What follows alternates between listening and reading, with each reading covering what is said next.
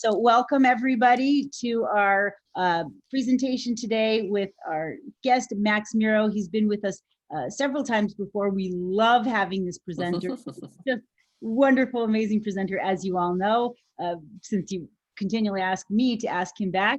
And I'm going to actually pass it over to our student interns here at the Rec Innovation Lab to tell a little bit more about the workshop and about Max. So Rohan, did you want to get us started? All right, yeah. So this workshop is about email marketing, and it's one of the common ways of promoting and having a list to connect with your audience and connect with your potential customers and keeping them up to date about the mission or the product. And Max is a great a live streamer. He has his own blog, Entrepreneur. He also has his own company, which is Moss Generation, and he has been an entrepreneurial educator on the internet, virtual speaker. He's a great presenter, and our fellow co-hosts for this workshop are Tarlise and Angela, and I'm Rohan. So great to have you all here. Thank you. And so I don't know, Angela and Tarlise, did you want to just quickly tell a little bit about the Rec Innovation Lab, and then we'll pass it on to Max? Sounds great. I am Tarlise. I'm a second semester intern with the Rec Innovation Lab. It is a awesome, wonderful incubator located on the campus of San Diego Miramar campus. And we are led by a wonderful instructor, Professor Hertz, who brings all of her wondrous talents to each and every student individually and helps herself and all of us excel in our entrepreneurship goals and journeys. And we are much thankful to be here with her today and have the opportunity to provide this workshop to you all. Thank you. And I will pass it over to Angela. Thank you, Tarlise. I'm Angela Merkins, and I'm an intern at the Rec Innovation Center at Miramar College. This is my first semester with the Rec, and it has been quite an honor. I've been able to network with so many individuals and learn so much about, reaching new markets and new entrepreneurs and investors and all these incredible skill sets that are going to help launch me in the future. So I'm just really grateful for this opportunity. And this is probably my third workshop with Max, and he just has so much valuable information. I'm just so excited to hear what he has to say today. So thank you, Max, for being with us.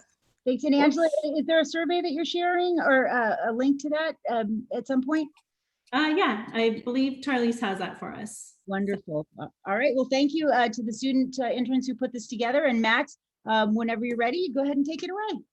Awesome. That sounds great. Also, first of all, you're all unbelievably sweet. I'm super glad you all like my stuff. This means a whole heckin' lot. I don't often get a lot of feedback on some of the presentations I do, so this is really, really positive for me. So thank you. But yeah, so my name is Max. I run Entrepreneur. It's the little online show everybody was talking about. I can share my screen and get started presenting. I just have a bunch of tabs that we're going to be going over today, and that's how I usually do my presentations. But yeah, I've done a few presentations before. Move this over so I can see everybody's faces. I've done a few presentations before. It's gone really well, I think. And if you have, I'm used to live streaming, so if you have any kind of comments or ideas or anything like that, please just drop them in the chat. I'm trying to see if I can find it. There we go. Yeah, I have the chat open. I'm used to live streaming and people yelling at me and asking questions while we're doing presentations. So any questions you have, drop them in. Happy to go over them as we're going. But we're doing email marketing today, and I'm going to give you a basic overview how I do email marketing. I'm not a pro at this, but I've set up a ton of different little things. Email marketing is the single easiest way to start building a community or an audience or a customer list for any situation, right? And there may be some situations where like an Instagram profile or an Instagram following is better, or a LinkedIn following is better. Social media is the other typical way to build an audience, right? Just having followers or readers or something like that on a social media platform. But an email list is agnostic of all of that. Whatever you're doing, you probably need an email list. There's like a 99% chance you do, unless what you're doing is exclusively dedicated to social media.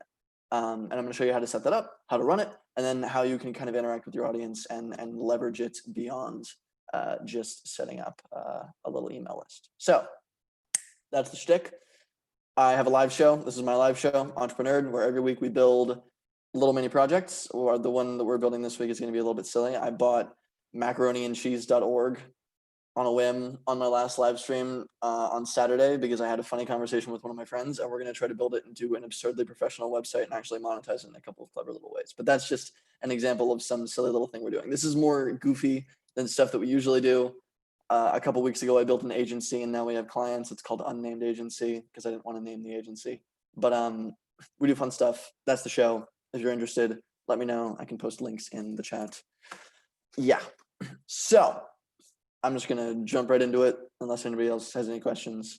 But yeah, so the basics of email marketing is just you have a site or you have a sign up form and people can pop in their email. This is an example on my website, subscribe to the live streams. They can pop in their email, click subscribe, and then they are signed up to get notifications from you in their inbox, right? Everybody has an email inbox. Not everybody uses LinkedIn, not everybody uses Instagram, not everybody uses Facebook, whatever it is, right? Social media is the most typical way to build an audience because there's a big fat follow button on most social media profiles. Makes sense. That's what they're designed for, building an audience. But when you build an audience on social media, and I can attest to this, my audience is built mainly on LinkedIn. I have a little over 9,000 followers on LinkedIn. You are dependent on whether or not the platform likes your stuff, right? And so when people sign up to follow you, they may not get notifications. They may not get or see any of your posts. They may not interact with the stuff that you're posting there because it entirely depends on an algorithm at that point, right? And there's nothing necessarily wrong with that. It's just more frustrating for you because you can't interact directly with your customers or your interested people or your followers, right? So having a dedicated space where every single time you post something or every single time you make some important thing or have some important announcement, you can reach every single one of your customers in their inbox. It makes sense to have an email list, right? Because that you just have a lot more control over that. And not everybody's going to sign up with their email. People are picky with their email, but it ends up being kind of like a super fan list, right? Of people that are really, really down with the stuff you're making and want to be regularly updated. And you want to be able to reach all those people, right? You want every single person to be able to see your stuff. And Instagram has like, Instagram as an example, has like you can go and you can scroll through the settings and like get notified every single time they post, right? Every single time they post a story. That's a notification, that's instant, that's on the platform, that's great. And so if you use Instagram specifically, because I think Instagram is the only one that has that kind of functionality, then you could also try to do that if you want to stay on one platform, but then still you are relying on the fact that Instagram likes your stuff, right? And you aren't behaving independently, right? And so nobody can tell you, no, you can't have an email list, right?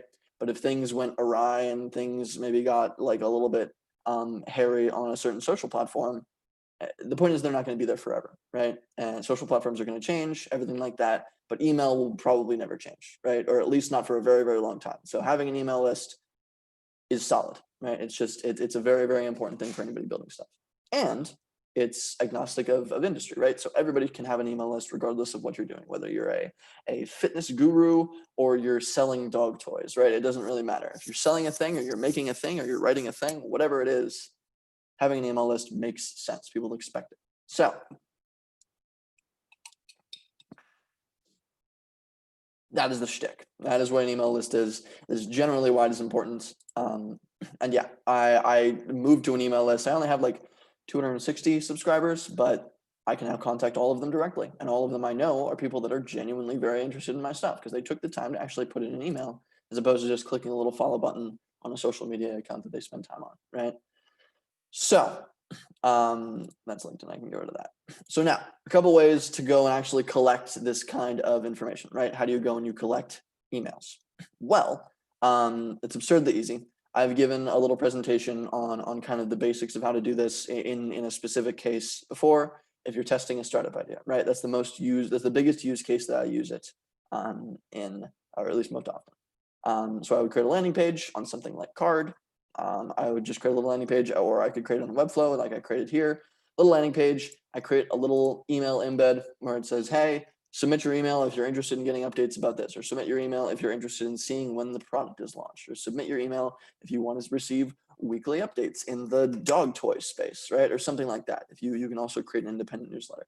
And the easiest way, if you want to do something like this, is probably going to be, this is kind of a catch-all, would be what's it called? Substack. And I think I've given a little bit of I think I've given a little bit of an information about this before, but Substack is kind of like a combo of a blog, of a newsletter. You can embed like a ton of different things in here, like videos. It's kind of like the catch-all for if you just want to create content, right?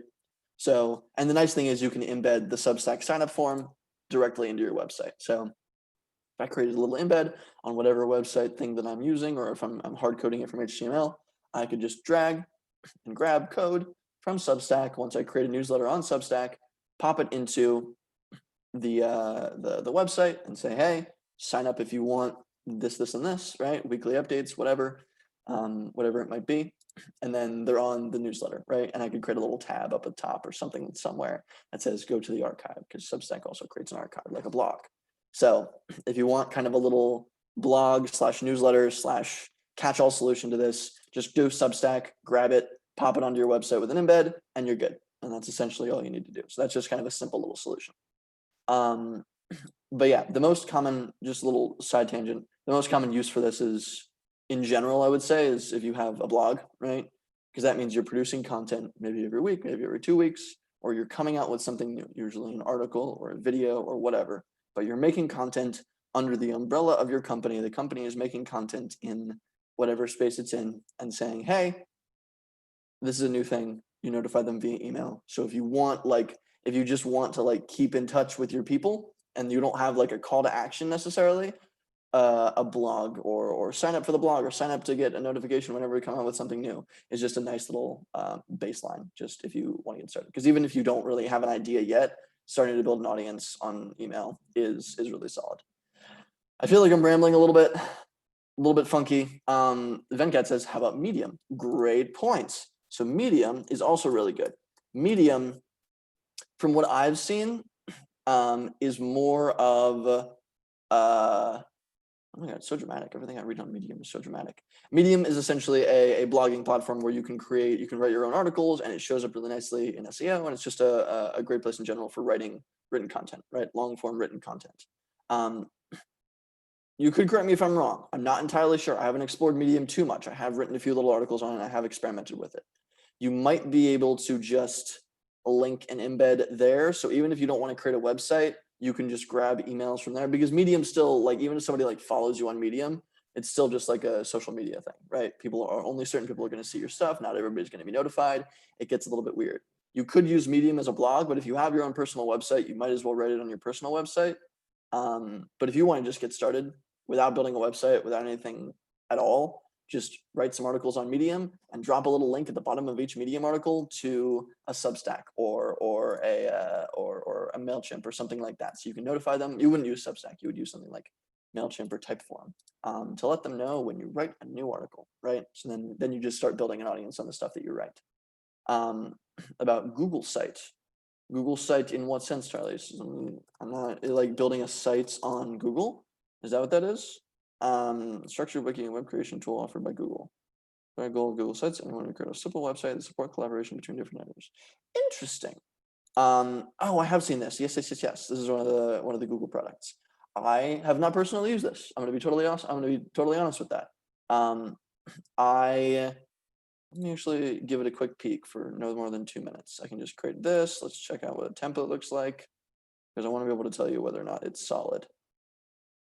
It looks decent. This is cool. This is nice. Super simple. Name of project, get in touch, email address, great. Yeah. And then publish to web address, custom URL. Okay, yeah, no, honestly, this would probably work. This would probably work just fine for most things that you might need. You can drop an embed, you can drop images, text box. Yeah, this would be relatively simple. This would be fine for making landing pages. I wonder why this isn't more popular. I bet there's some technical reasons. But yeah, this would work fine. This would work totally fine. There's infinite amounts of landing page builders out there. So yeah, rock on.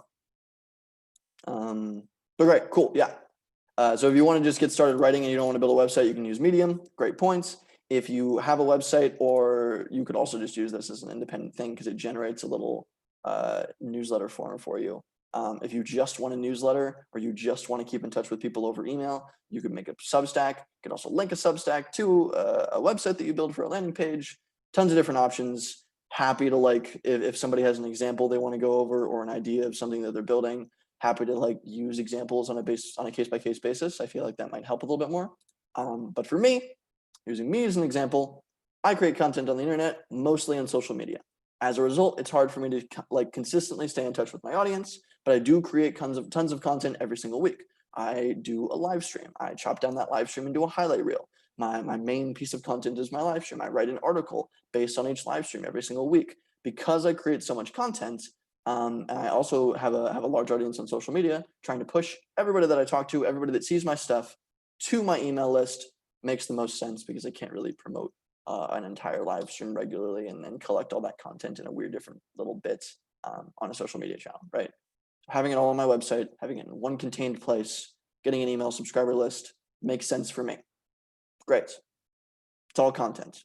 Let me see if there's another example. Oh. This is actually a perfect example. I did a little experiment with one of my mentees or my followers recently. Where did we go? What was it? It was MSOE. Oh shoot, he usually posts about it. I can't find it. But basically we built a landing page in like 20 minutes because he wanted to keep students updated on awesome entrepreneurs that came out of his school, right? And that was his new little project. So we threw up a landing page. He made a link to a Typeform, which is just a form builder where you can grab people's emails and it holds it all in a backend CSV file. He just dropped a little Typeform link into his website, and that's it, right? When people sign up, every single time he wants to send something out, he can either link the Typeform to Mailchimp, or he can just send it out via email, right? I can just do compose and BCC every single person in an email list, right? Something like that if I really wanted to. There's a ton of different ways to do it. If you're just doing it really small, do Gmail. Why would you use a separate tool? You don't need to. But the de facto for everything else is using Mailchimp. If you can collect with Typeform, but Mailchimp is super insanely simple. It is free. That's why I really like it. And I can kind of show you an example of what it looks like. My audience has 273 subscribers, 10 of them unsubscribed, and now I have 263 of them are actual subscribers, right? As 273 contacts. All of this I can create. I can go and I can create campaigns? Yeah, campaigns right here. I click a campaign. I choose a template. I create a campaign. It makes an email and it sends it out to the entire list of email of people that are on the list, right? And the nice thing about this is you can do like little customizations. So if you ask for a first name as well as an email, then you can say, hi, Max, or hi, Jenna, or hi, Charles, to everybody that's on the list, right? So it has little kind of tidbits like that, and that are great. And it also has like analytics, which is also kind of nice, right? So you can see how many people are opening it, how many people are subscribing, when you get subscribers, stuff like that. It's just a general, there's like 100 million email tools like this. Newsletter tools are a dime a dozen. Substack will also give you kind of that kind of stuff if you're just doing a newsletter. If you're doing anything else that's a little bit more like nitty gritty, Mailchimp makes sense. I use Mailchimp, very simple. Unless you get like a few thousand subscribers, you're not really going to have to upgrade. But Mailchimp is a really good one, and I can drop this link in. I think it would just be mailchimp.com. www.mailchimp.com. That should be good. Max, so that's can I ask Mailchimp. a question really quick? Of course. What you got? I was wondering what you meant about using MailChimp for things that are more nitty gritty. Like, what do you mean besides a newsletter or keeping in touch? Great question. Yes, I'm sorry that I'm kind of blurring over some stuff. That's okay. So no, yeah, perfect example. If you have, let's say, blog articles that are hosted directly on your site, it might be nice to kind of do that. You could do that through Substack, but Substack is built for newsletter updates. So hey, we did this. Here's a small little bits on the new dog toys that we've developed over this week, like just little updates, right? But if you're producing something more content focused, where every week you're doing a live stream or making a video or interviewing somebody new or something more long form, something more in-depth, something you probably would have to host on your website, or you would want to host on your website, you would probably use something like Mailchimp, just because you can control and check when people click links and things like that. And Substack just isn't really built for that. It's built for short form. Here's an update. It's kind of cool. great, right? Okay, thank you. But That helps. for sure, yeah. But honestly, like this is just my experience. Explore. The two main things that I would test are Substack and Mailchimp. They're both free. If you want something like much more intense with way more analytics, with a ton of crazy tools and workflows and automations and all the drama, use something like ConvertKit. I've never used ConvertKit. I've just heard from a bunch of email marketers in the space that ConvertKit is really solid. I can't really give kind of any advice on it beyond that. But yeah, Mailchimp and Substack, I can also link Substack, are the two free, just kind of test them out is what I would say. Whatever you feel works the best, because honestly, they have the similar levels of functionality. It's just about how you want it branded, right? Like whatever tool is most comfortable for you and you feel works easiest in your website is going to get you the most subscribers, because it's all about just kind of how easy it is to subscribe, right? How simple it is, how nice the flow works. So if your website is built all around a specific little short form piece of content, Substack feels really good for that, right? It's kind of a hand wavy kind of way to say it, but how customers perceive what's going on in your website is going to get you more subscribers if you make it flow better. So I would just test out both Mailchimp and Substack just to see what you like more. And if you like it more, it's probably going to come off better. And if it comes off better, you're going to get more subscribers. It's very weird. It's just like any other content on any social media platform. It's just what you enjoy, what you feel is best ends up being the best, at least in the beginning.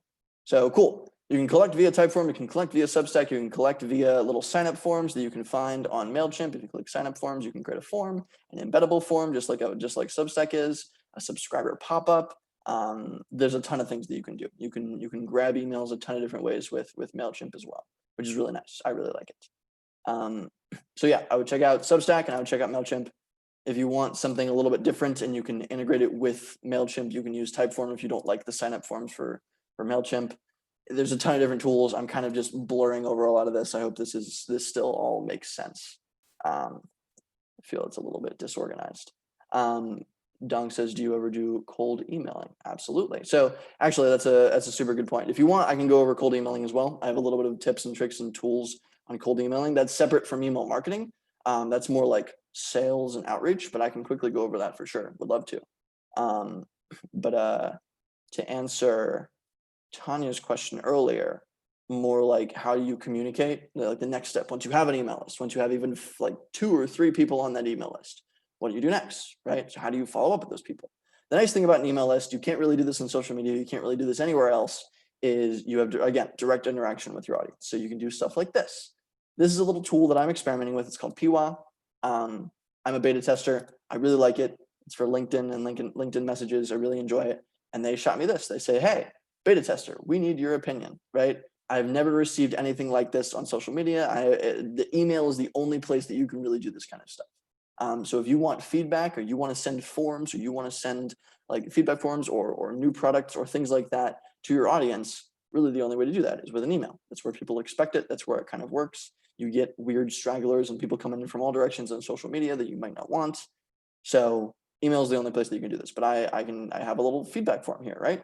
And you can use Typeform for something like that, or you can use what's a typical feedback form that people use? You can use Google Forms. Any form kind of creator works like that. But this is a great example of a really, really nice use for email marketing.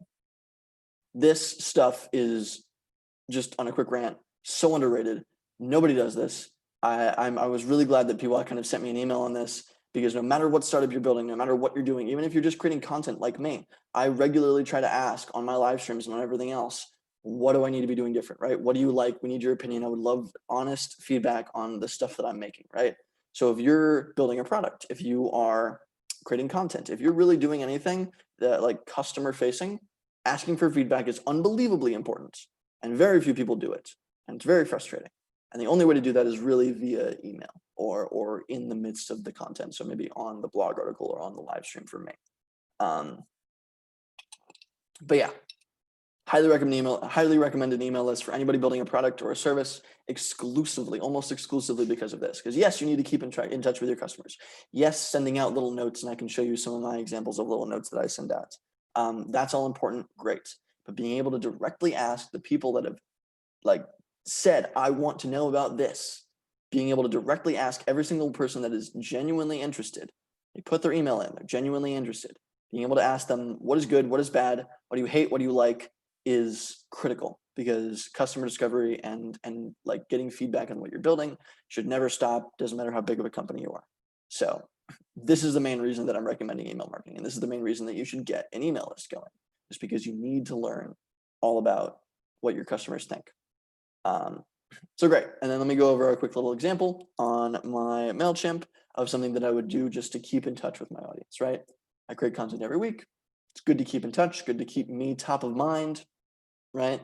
This has been enjoyable, extremely informative. Cool, yeah. I would love the feedback form. I would love to know if you have time to fill out the feedback form. I would love to know what you guys think. There you go, feedback. Hey, you guys are my customers. You guys are my audience. So I would love to know what I'm doing good and what I'm doing bad. Okay, cool. So let's go to campaigns. Let's go to all campaigns. Let me show you the most recent one that I sent out. Here we go. Super simple. Hey nerd, last week we did this. There are awesome online course creators like Thinkific and Teachable, but there are tons of other options if you want to host your content. Just a little summary of what the past live stream was, right? I could have probably introduced that better, like last week we did this, right? And there's a little button to everything that I learned this week, links back to my website, right? Where I have the live stream, I have a lot of content, I have a small article that I wrote. All my content is linked back via this. And then this week, keeping them updated on what's coming, right?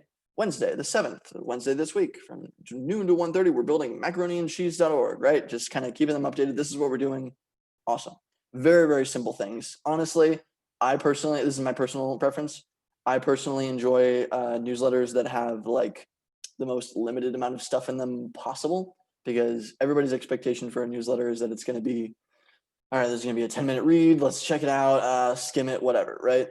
I run Moss Generation, which I think I was introduced before. It revolves around a newsletter, essentially. I don't use Mailchimp, I don't use ConvertKit, I just BCC everybody in an email, and it's like 230 people. It's all the startup founders and tech people, tech founders and tech entrepreneurs in Pittsburgh.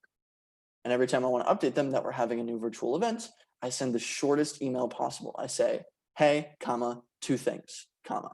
And then it's all lowercase just because it looks sillier. And then I rate 1 and 2. And 1 is like event Wednesday next month, this date, right? And that's it.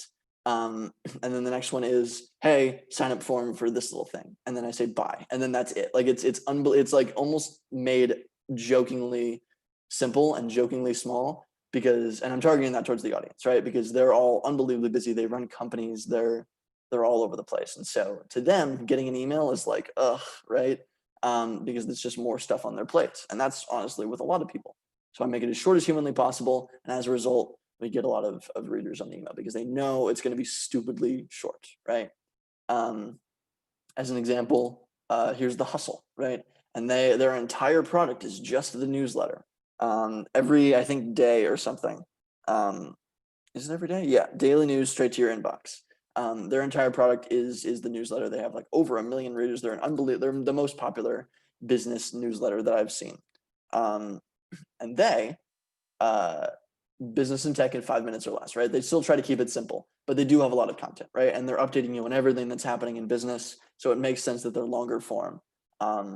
It just depends on your audience. If your audience is looking to be informed, pack as much freaking information as you can in there, and also try to keep it short and sweet. If your audience is busy as all hell, then squeeze it into the smallest possible little space and keep your updates to a minimum so they know and will actually read your emails, right?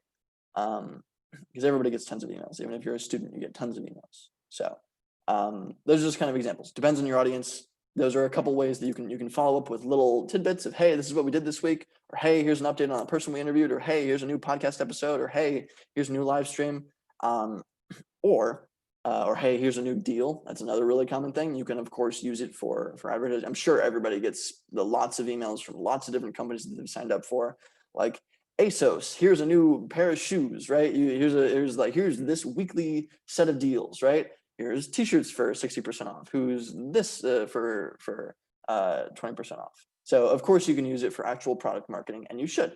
But the best way is just get people on your site, visiting your stuff. And if they're visiting your stuff and you have a product to sell, they'll start trusting you more and they'll eventually go and buy. So I wouldn't directly promote every single week, buy this thing, right? But you can absolutely use it for promotion for your product or service. So cool. Hope that all makes sense. I feel like I'm bouncing around a little bit and I apologize, but you can do quick updates. You can do big, giant, huge updates. You can ping people and push them to your website. You can ask for feedback, which is the most important thing. Yeah, and that's the uses, kind of examples of email marketing. Cool. Does that kind of make sense? Everybody good with that? I feel nice? Neat. Cool. So aside from how to use email lists and how to use everything like that and how to collect it, great. We can do embed forms, we can do little sign up forms, we can put it on our website, we can just send it out to people on social media. I regularly promote my newsletter on social media because that's where my more amorphous audience is, and I want to transfer them to consistent audience, right? So if you have an audience elsewhere, try to push them to newsletters, try to push them to your email list. Just so you can keep touch base with them more regularly. Great. Now, how do you get subscribers, right? That's the kind of next step. And I gave kind of a little presentation on Instagram ads and another little presentation on marketing and just publishing it on the internet in different places. That's usually how I do it. So running Facebook ads or ads on a bunch of different kind of platforms. I've heard Reddit ads work really well for really unique things. I cannot figure out Reddit for the life of me. So I'm moving on. I did Quora ads, and Quora ads worked really nicely. Just experiment. If you want to do paid advertising and you have a little bit of funds to put into that, 50, $100, give it a shot, right? Might as well. You can find a really nice medium or a really nice platform with a sweet little ad, and you can get a bunch of email subscribers that way. You can scale as much as you want as long as you have the cash. Great. I get tons and tons of ads for sign up for our email newsletter, right? Just because if you can pay 50 cents or 3 cents, anyway, I've seen people get like 3 cents per email subscriber or 50 cents per email subscriber. For me personally, it was like 60 cents per subscriber. Wasn't really worth it for me. But if you can pay that amount of money, right? And then you can later down the line predict, okay, well, 1 in 100 email subscribers buy this thing that we come out with every month, right? Then you can kind of like plan out, okay, we spend $60 to get one individual that'll pay $100 for a product, right? You can start planning out little metrics and things like that later in the future. That's down the line. We're all still prototyping, not unbelievably important. But Facebook ads, and it's just important to understand that paid advertising is there as a method to scale your newsletter. And from the newsletter, that can kind of act as a funnel to a purchase or something else. But ads are good. Great. I also told you I gave a presentation on how to share, right? So if you create content in any different way, if you have a newsletter, if you have little bits, you can post it all across the internet and see if you can get subscribers that way. Find the communities online that people that your audience is already interacting with and say, hey, I have a thing, or hey, I would love feedback, or hey, we'd love to see you here, something like that. And just find the places that the people that already might like your stuff are. If you sell baby bottles, go to every gosh dang parenting website on the internet and try to post and talk about the stuff that you're doing, the stuff that you're learning, and subtly promote your newsletter, right? Did a whole workshop on that. You can check that out. Beyond that, and this is a little bit unique, I think it works specifically for email marketing, is if you think about it, the people that are on newsletters like email, right? They like getting their stuff in email. So one of the best ways that I've ever seen, and one of the ways that everybody recommends if you are growing an email audience, is to use other email audiences. So for instance, The Hustle, right? Biggest gosh dang newsletter. They're going to charge you a ton of money to do this. I think one person tried to promote their newsletter and they charged them like $19,000, but it makes sense because they have like 1 million readers, right? So it's this is a way over big example of kind of influencer marketing in this space. But finding other newsletters and other people writing content about this kind of stuff is possibly the best way to promote your thing, right? Because if you create a good newsletter and you find somebody else that has like 1,000 subscribers and they're still a really small newsletter, emailing them and saying, hey, I love your newsletter. I love the stuff that you're promoting. I love the stuff that you create. And I like the stuff that you write, make, film, whatever. I really like your stuff. I also produce a similar newsletter in a similar space to solve this problem, right? And I would love to know if you're interested in partnering up. I can promote you, you promote me, right? Something little like that. If they're a small newsletter creator, if they're a small publisher, then they might be down. They're likely going to be down for free, right? If they're super small, maybe they have like 10,000 followers, maybe they'll ask for like $100 or something like that. And that gets a little bit more serious. Yeah, I would go with the tiny little newsletter creators first. But that's pretty sweet. And that's usually like the #1 way that I've seen people get email subscribers. In the same way, if you're looking for Instagram followers, you go to other Instagram followers in the same space and you say, hey, how much would it cost if you wanted if you mentioned me on your story or something like that? That's also one of the #1 ways that people find audiences on social media. Just go to that medium, in this case, email, and find people that are already doing really well and ask them, I do similar stuff. I really like your stuff. Could we work together in a certain way, right? It doesn't hurt you. It doesn't hurt you to say, if I find newsletter subscribers, to promote the hustle, right? Because it's a similar piece of content. Find content on email, find newsletters that you respect and you genuinely would want your readers to read because you read them. And great, it doesn't hurt you to promote them. It helps you a ton for them to promote you, right? Might as well. So that's probably the best way to start promoting. Just find similar creators and similar newsletters in the space and ask to be popped on as a link. You can also find like blogs. Blogs are also decent because blogs likely have a newsletter. If you find a really solid blog, they probably update people via email. If they update people via email, they can also promote you via email, right? So, but yeah, being promoted via the medium that you're working with already makes the most sense because there's the least friction from one place to another, if that sort of makes sense. Venkat asks, what's acceptable email etiquette? E.g., if someone has bought from you already, is it okay to put them automatically into an email list? Great question. So that gets into a little bit of the criteria around no spam and things like that. If you grab somebody's email, let's say they're buying a product, right? Let's say they're buying something like here's a cool little example. Gumroad. Gumroad is something that I was experimenting with a little earlier. It's essentially a way to just like create products, right? I created a little product called Hacking Product Hunt and Angel Lists, right? Entrepreneur Test, whatever. I created a little product and I'm selling via Gumroad, right? You can just embed little buttons to sell products and get payment on your website with this little tool called Gumroad. It's super cool. But in the process of doing that, it gets their email, right? In the process of doing that, it grabs their email. You cannot put them on a newsletter automatically. You need to be able to ask in some little form, hey, are you interested in signing up for the newsletter, right? And you can actually, like, a lot of people will do a little bit of a kind of crummy thing where they'll like auto check that box. So if they didn't notice it, oops, they still agreed.